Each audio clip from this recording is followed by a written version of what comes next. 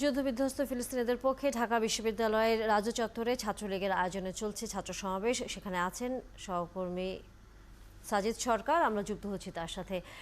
সাজিদ, ছাত্র সমাবেশের এখনকার সর্বশেষ খবর জানাবেন।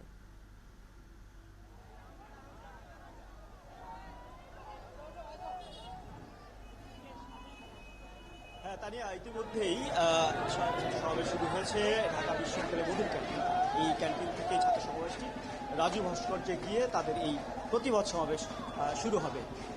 আপনি জানেন যে শুধুমাত্র ঢাকা বিশ্ববিদ্যালয় নয়, ছাত্রলীগের বিভিন্ন বিশ্ববিদ্যালয় থেকে বিভিন্ন কলেজ এবং ঢাকা জেলা সহ আশপাশে যে সমস্ত স্কুল কলেজ রয়েছে, বিশ্ববিদ্যালয় রয়েছে, প্রত্যেকটি স্থান থেকে শিক্ষার্থীরা ইতিমধ্যেই মধুর ক্যান্টিনে জড়ো হয়েছে এবং জড়ো হওয়ার পর তাদের যে প্রতিবাদ স্টপ জেনোসাইড, সেই প্রতিবাদ নিয়ে ইসরায়েলের মধ্যে ফিলিস্তিনি শান্তি প্রতিষ্ঠা দাবিতে তারা এই আন্দোলন শুরু করেছেন। প্রথমে তারা মধুর ক্যান্টিনে কথা বলেছেন, এরপর রাজু ভাস্কর্যে গিয়ে প্রতিবাদ সমাবেশ করবেন। সমাবেশে তারা শিক্ষার্থীদের সকলের পাশে দাঁড়ানোর জন্য কিন্তু তাদের এই শান্তি সমাবেশ প্রতিষ্ঠিত করা হয়।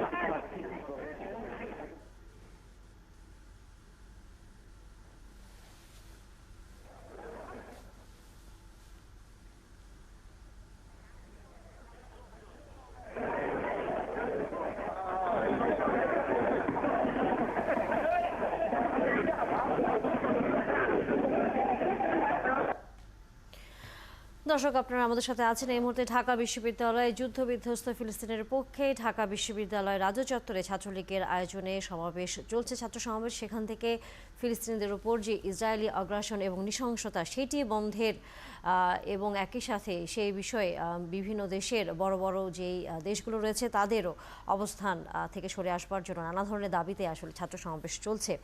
নিশ্চয়ই আপনারাও জানেন যে শুধুমাত্র ঢাকা বিশ্ববিদ্যালয় নয়, দেশে দেশে কিন্তু বিশেষ করে অনেক দেশেই কিন্তু এই ধরনের বিক্ষোভ, ইসরায়েলি আগ্রাসনের বিরুদ্ধে বিক্ষোভ চলছে। বাংলাদেশেও এখন আমরা যতটুকু ধারণা করি আজকের দিনের হয়তো এটি শুরু হয়েছে, কিন্তু এটি সামনের দিনগুলোতে আরও অন্যান্য ছাত্র সংগঠন একই সাথে এই বিষয়ে কোনো ধরনের অবস্থান নেবে কিনা হয়তো জানা যাবে। আমাদের সহকর্মী সেখানে যুক্ত আছেন।